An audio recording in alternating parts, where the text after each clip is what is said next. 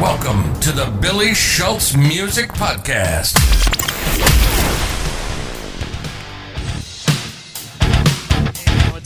Hey, what's up, dude? How are you? Good. How are you, man? I'm good. You can hear me okay? Yeah, I can hear you great. Awesome. Yeah, you sound great, man. Awesome. Nice meeting you, man. Thanks for doing this with me. Yeah, absolutely, dude. This sounds fun. Yeah, I have a lot of fun doing these, meeting new people and just talking with them about their experience and, their journey and everything. To kick it off, just introduce yourself. I'm Billy. Great to meet you. Let everyone who's going to watch know who you are, what you do, where you come from. Cool. So I'm Stevie. I am a musician, kind of composer, mastering engineer. I guess for like musicians and engineers, we all wear a lot of hats, but yeah, that's pretty much like the summary, or as close as I can get to it. Yeah, from what I can tell, you seem like you have your hand in a lot of different things, right? Like you're doing the mixing and mastering, but it also looks like you play out and you're with a couple groups. Is that right? Yeah. So I used to tour. So all through my 20s, I was touring as full time as I could do that. I was on the road a lot, and then as touring kind of wound down, and I wasn't doing as much of it, and work was kind of a little bit tougher to dig up with the touring thing. I started doing TV music, like just the instrumental background music for TV shows. And then from there, that kind of became like, oh man, I can mix other people's stuff too. That would be rad. And so I've started to work myself just in kind of like the engineer and the studio side of it, which I freaking love it. Yeah. It seems like a lot of musicians kind of find their way into that side of it because touring is great, but unless you got the right gig set up, it can be exhausting and difficult. Yeah, and you never know when it's going to end, right? It's like I had a like, it seemed like for a few years I was just so busy. I was never home, always on the road, and that's exactly what I wanted. But then all of a sudden it's just like through circumstances, like it wasn't my fault, it wasn't the band's fault. It was just kind of like what was happening. Everybody was relocating to the West Coast, and I was like, I don't think I can do that. That's a hard train to jump on for sure. Yeah. Especially to go out there and know that, like, okay, touring wise, I can make maybe 75% of my income, but then trying to figure out a job that's flexible, a job that pays enough to keep you afloat, while you're off the road. It's like, man, it's like you got to find not just one silver bullet, you got to find like 5 silver bullets to make it work, Right. And I feel like that's why it seems like we all kind of find ourselves doing so many different things, because there's not many, normal jobs that are going to offer you the flexibility of, being able to be gone for months at a time and then giving you, what you need when you come back. So I feel like that's why we all find ourselves in just so many different avenues, and probably why you found yourself more on the mixing mastering side of it, right? Yeah. And like kind of getting married and settling down and trying to figure that whole thing out after being on the road it made a lot more sense to be in the studio more than I was on the road. 100%. Yeah. So now I'm maybe doing like 2 or 3 weeks a year on the road, which is like almost nothing compared to what I was doing. But I'm doing, like I'll do like festival dates and stuff like that with some bands that I played with, mostly like older scene bands from like the Warped Tour days and that sort of thing. I'll hop on and do like a fun festival or something, but that's about it. Hell yeah. Yeah. No, again, just the touring life, you really got to be dedicated, and you got to be, you got to be 100% into it, or else it can feel like it lasts forever. Yeah. Who are some of the groups that I was looking up? You do still play with some of these groups, or you're still, cause I know I saw there's a few of them, like Between the Trees and Rookie of the Year. Are you still kind of jamming with some of those guys? So I'm still playing some. So Between the Trees isn't playing anymore at all. Rookie plays a little bit. Rookie has an album coming out and it's a full length, and I think it's the first full length, man, maybe in like 7 or 8 years. So I did a lot of work on that album, guitar work and some writing, and then also some production work because like we went into some studios and we had we worked with some great producers, and it was a lot of guys who were involved in that scene, and recording some of those maybe like early 2000s Warped Tour bands. We got to work with some really cool producers for the upcoming record, but like they're either in Nashville or they're in upstate New York or like something like that. So when when we got mixes back, we were like, man, it would be really cool to, to track some harmonies or throw in another guitar. We were able to come here and do it because I have this studio in here is just a room in our house. So we were able to have like a closet vocal booth, like the whole thing. Well, dude, I mean, with how affordable things are now, compared to what they were, 10, 20 years ago, it's like, that's the way it seems like everyone, you have the setup right there. I'm sure it works out perfect for, especially tracking things like a backup vocal or an extra guitar track. It's like, now we don't need to go into we don't need to make time for like a professional studio or anything. It's like you have everything you need right there. Yeah. And it was cool to be kind of on the other side of it with the Rookie record too, of, being able to do a little bit of mixing on it, like mostly like additional mixing and things like that. No mastering on that because we wanted to get the whole album because there were so many mixers and producers on the album. We wanted to get it mastered by the same person so we could get some consistency across all the tracks and make the whole album feel as cohesive as it can be with all of the different writers and producers who did it. So, sure. Yeah, so that's the Rookie record, and it's got some really cool guest appearances on it. It's got Ryan Key from Yellow Card sings on it. Kellen Quinn from Sleeping with Sirens is on it. There's so many great, and then we had a really cool guest spot by Chantel. And so having her on a track was really cool. Very different vibe. I can imagine. Yeah, but it was great. It was just great working with her and her team and everybody who did guest appearances and stuff on it. They were just so cool to work with. And guys like Kellen Quinn, I grew up listening to Sleeping with Sirens and all that stuff. It's just like, dude, having him on it, and he was just an absolute gem to work with as far as the writing and like the parts. And we'd be like, dude, can we do this crazy high part? And he would just send this unbelievable vocal. Well, that's his thing. Yeah. Oh yeah. Yeah, man. So that was a really cool experience. And then actually when touring dried up for me, I was playing with the Rocket Summer. So I was playing guitar for the Rocket Summer, and we were super busy on the road all the time, and the tours were amazing. But yeah, all those guys kind of migrated out to the West Coast, and it was just a weird period of life for kind of everybody. And so Bryce Avery, the singer for the Rocket Summer, he is the Rocket Summer. It's his solo thing. He was just like, he's like, dude, I'd love to keep you on, but you live in Florida, and flying you out to LA, like every time we do a one-off or every time we do a fly-out date or every time we do a rehearsal, he's like, man, it is just so much. And I was like, so then I kind of stopped. So I stopped playing with the Rocket Summer then 2016, and then came up to Raleigh, North Carolina, which is where I am now.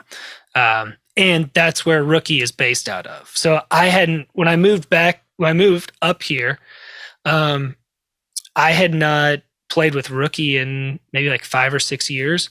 And it was just a very convenient time for me to move back because Ryan, the singer for Rookie, was just like, man, I need a guitarist. I'd love to have you back, writing and recording with us. That'd be really cool. So it worked out.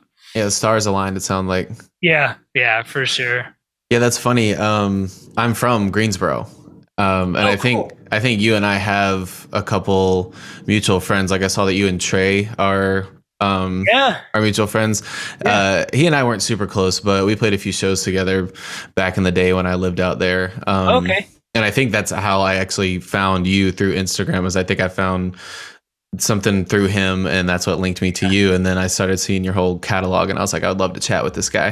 That's awesome. But that's funny. I didn't know that Rookie of the Year was based out of. Have they always been based out of North Carolina? I think maybe when they started in 05 or 06, they may have been based out of Orlando for a couple years. But yeah, for at least like the last 10 years, it's maybe 2010 or probably even earlier than that, they've been out of North Carolina. Yeah. Gotcha. And how did you link up with all these guys that were like the bands that you were playing with? Were you like friends with the guys when you were younger, or did you just kind of like how did you link up with all these different artists? So I was playing I was living in Florida. I grew up in Florida, and I had started in my late teens and early 20s. I was playing in a lot of hardcore bands because like the hardcore scene in Florida in the early 2000s was insane. Yeah, it was huge. Yeah, like Under Oath was out of there. Day to Remember. Against Me lived in Gainesville, which is where I grew up. So like that punk hardcore thing it was just absolutely thriving. And so I was playing a ton with hardcore bands there, and I had started touring some. And then,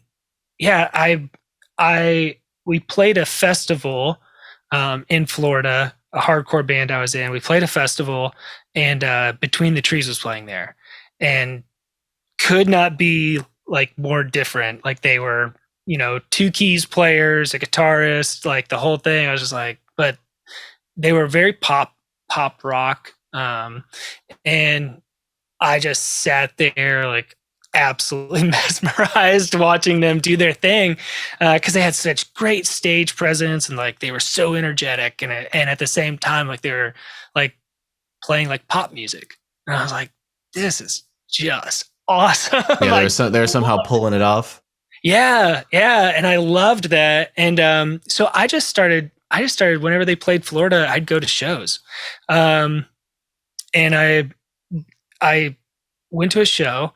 And the guitarist said, "Hey, thank you guys so much for coming out. All of you know this, but this is my last show, and I'm going back to school and all that, the whole thing." And so after the show, I walked up to Ryan, the vocalist, and I said, "Dude, I don't know if you've already got somebody lined up, but what you guys do, I can do it. Like I can be on the road with you guys. I really, in retrospect, shoot your shot, bro. Such a kid, man. Like, yeah.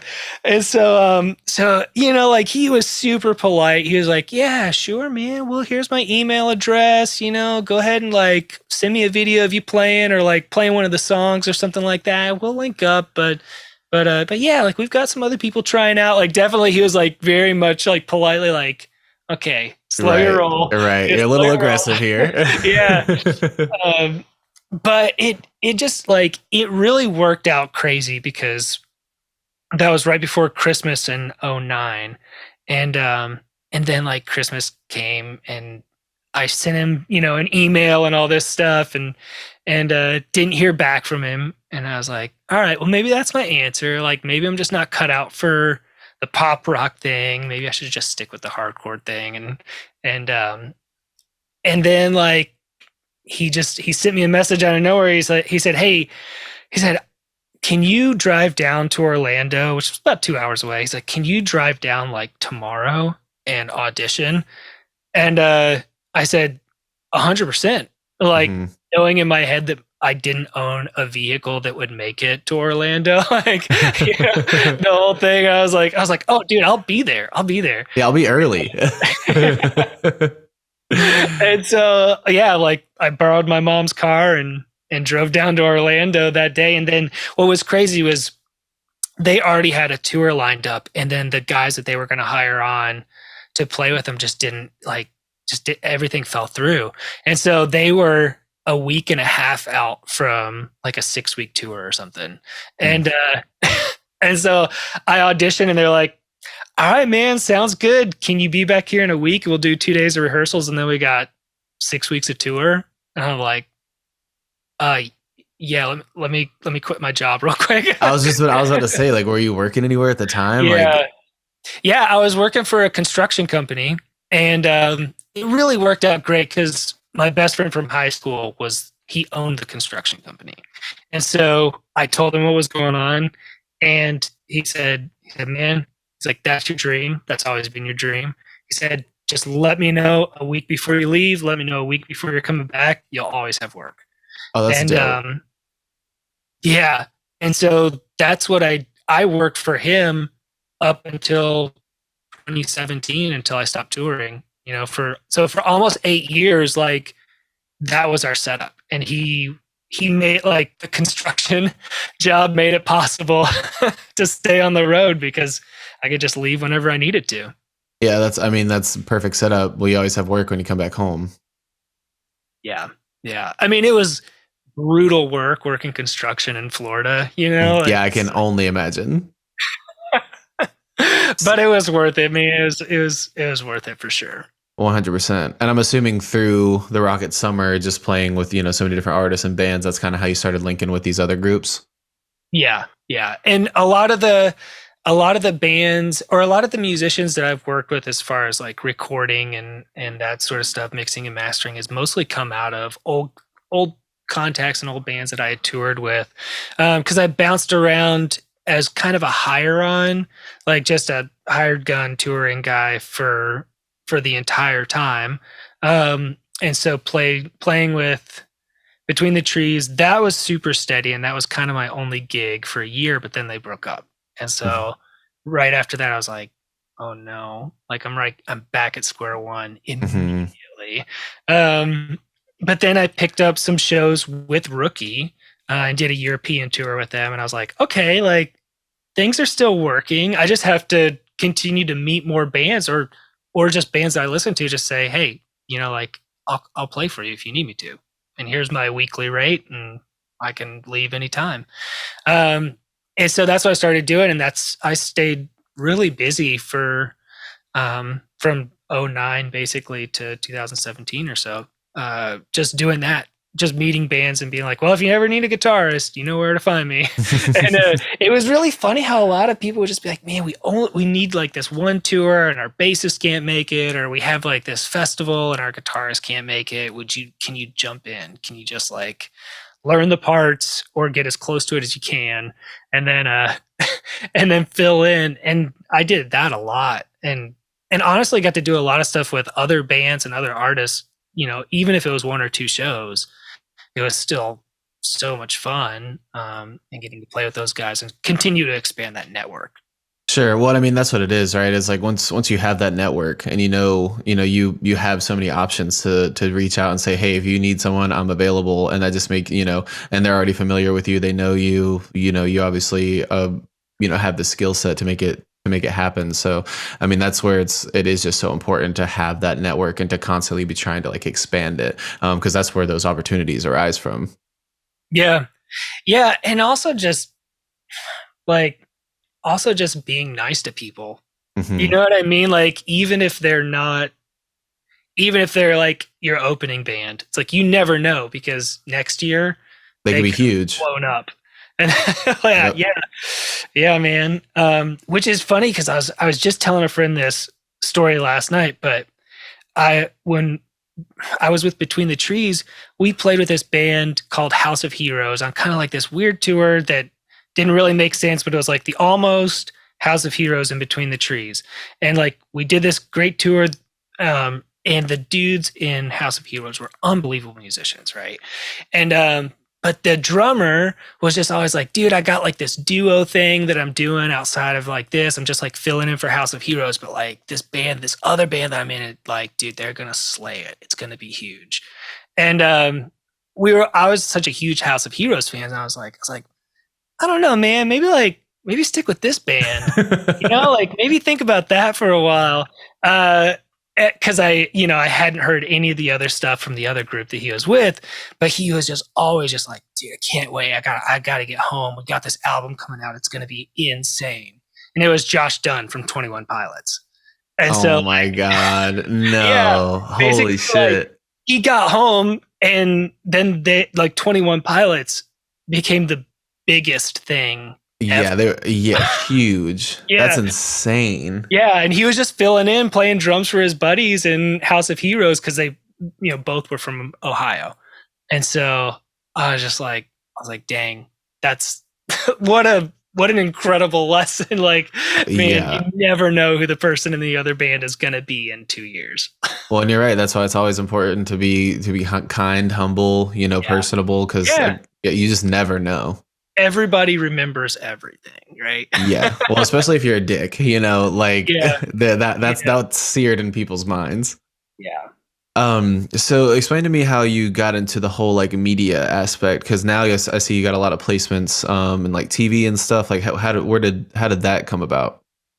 So I was off tour and I had this really weird extended period off tour, and so I was making YouTube covers. So I would go onto YouTube and just, I would cover whatever was popular and just kind of put my spin on it.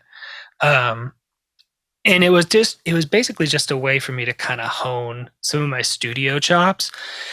And I was just working out of my room, and a buddy of mine, so I was posting stuff to Facebook, and a buddy of mine who used to work at a record label that my hardcore band was on back in 06, 07. He saw it and he said, dude, you did a really fast turnaround. I'm going to call you. And I hadn't talked to him in a few years, so I had no clue what he was doing. But he had moved out to LA, and he was a composer. He had started his own music library, which was providing instrumental music and like some stuff with vocals, but he was basically pitching music to TV networks. And I was not aware that was really a thing. I was kind of aware of it at some points where somebody would say, oh yeah, the Real World used one of our songs on an episode and it paid like $2,000. That's pretty sick. And I was like, yeah, that's cool. I mean, yeah, but that's all I knew about it. I just figured it was like, yeah, it's kind of like the luck of the draw if you have a cool song that catches, and then it's background music for a TV show or reality show. But he got in contact with me and he said, hey, can you just start making some instrumental music? And here's kind of the bands that I've been listening to, and here's what they sound like. And if you can kind of follow this sound and replicate it and kind of just send me 1.5 minute, 2 minute long instrumentals, like, I would love to put it in my library and see if we can get some hits off of it. See if we, can do some background music for some of these TV shows. And so, dude, I started sending him stuff, and it was like, when I listen back to it now, I'm just like, man, how did he ever take this stuff? Some of it was not good.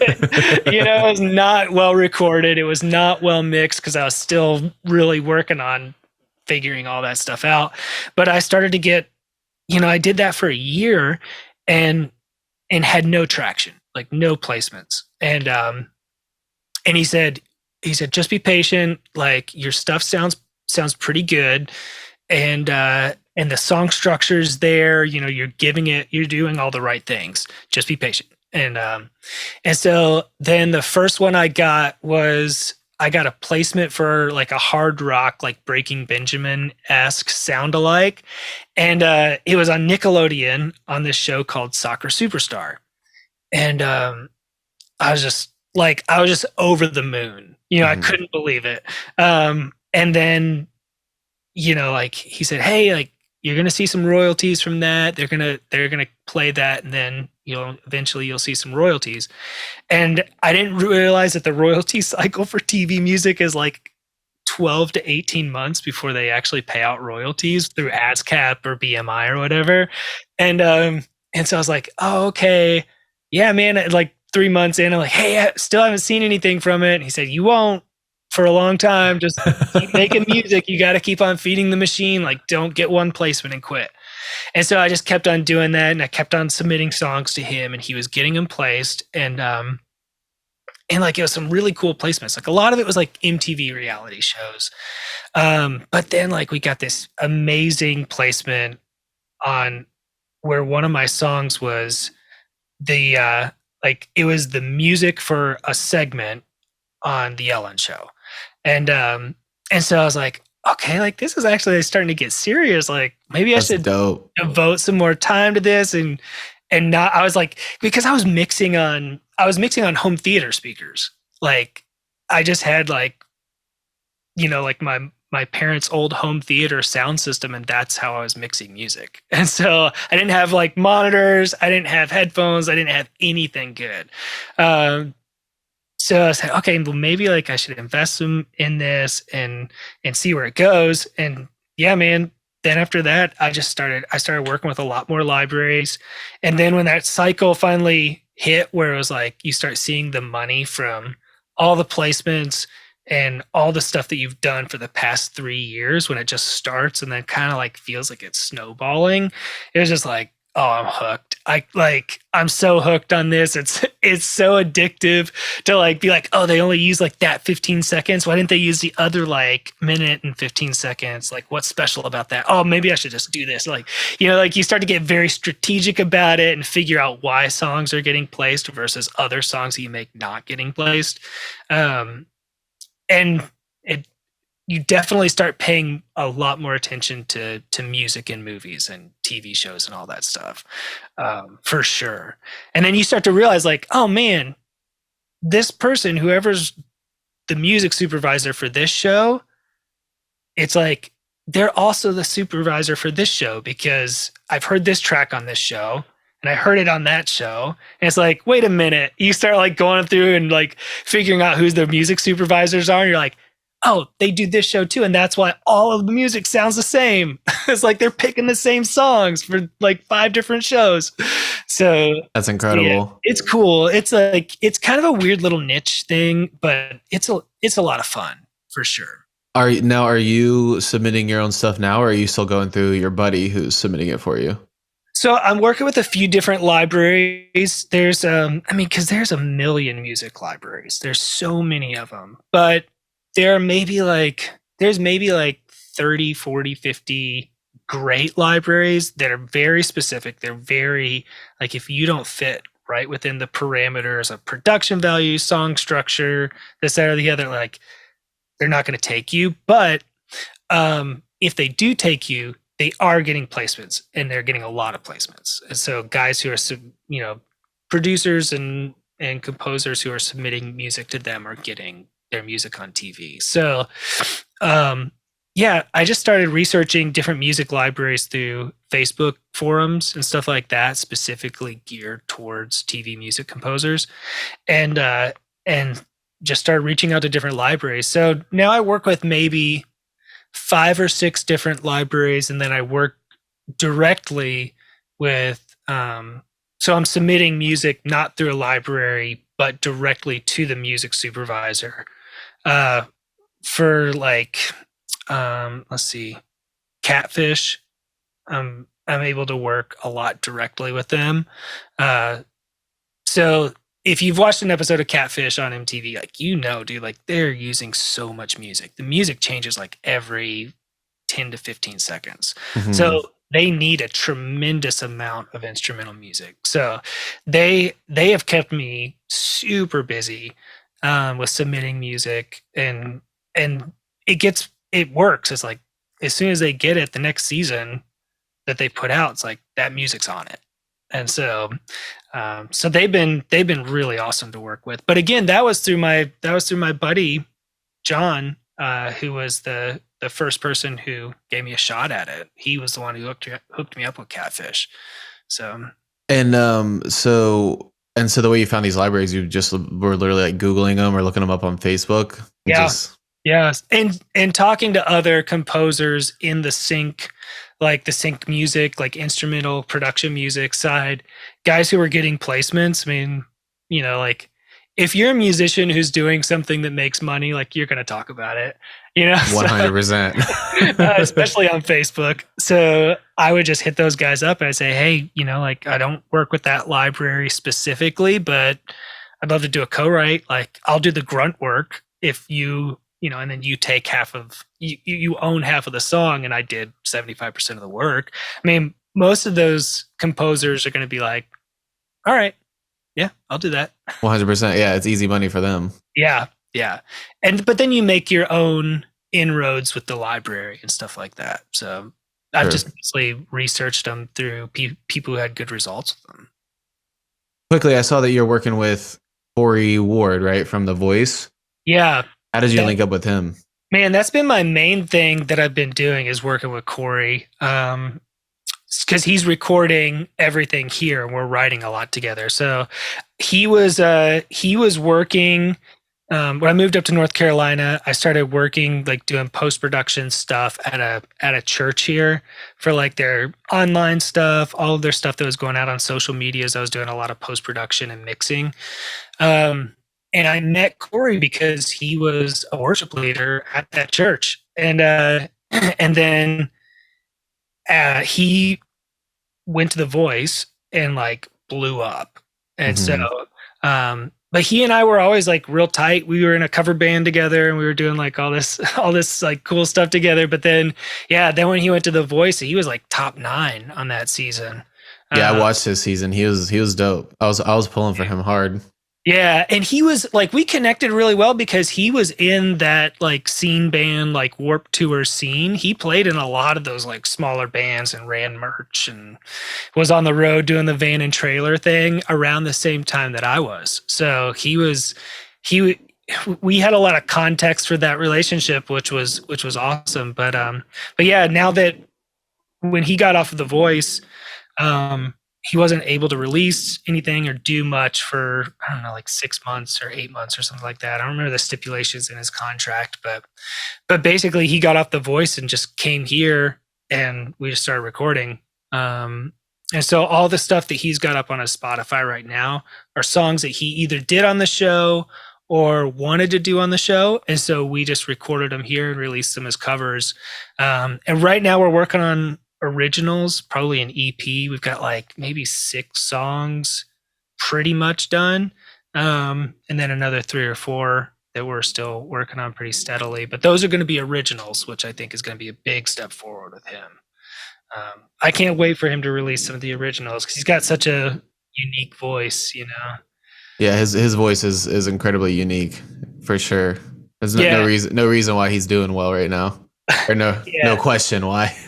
Yeah. And he's and it's interesting too, because I mean, dude, he has got incredible range and he can do the smooth, like kind of pop vibe, but he loves to dig in and like get that grit to his voice and convey that emotion. And I think that's cool. Yeah, you can tell that there's that like rockish, like that rock, you know, rasp that's in there that he lets loose on a little every now and then. Oh yeah, man. Yeah, he's got that for sure.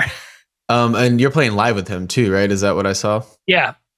So I'm doing that and also kind of like running all the production side of it, which, you know, like building the in-ear rigs and like making sure everything's working and all that stuff, which like carried over really well from the church job and also touring. Because I guess in churches, like the gear is much different than just a regular touring band. Like if you're on the road, you're used to wedge monitors, you know, like that sort of thing. But we built like a really, really great in-ear rig and then made sure that like all the microphones matched and were well paired to Corey's voice and like all that stuff. So that little extra bit of knowledge came in handy for 100%. Sure. Yeah, I can only imagine. Well, that's awesome. Yeah, no, he's getting antsy. I'm actually surprised my dog hasn't come here and scratched on the door. Usually she wants to be in here if I'm doing stuff in here. Yeah, no, he's been very patient this whole time, but he's like, it's time to go out now. Well, look, man, I do appreciate you doing this, and it was awesome to meet you and hear about all this. I wish we could chat for longer, but I mean, if you're down, maybe sometime in the future we can do it again, because I try and do at least one of these a week for the for the YouTube channel. But Yeah. is there any like social media, your website, anything you want to shout out to where people who are watching, they can find you? Yeah, man.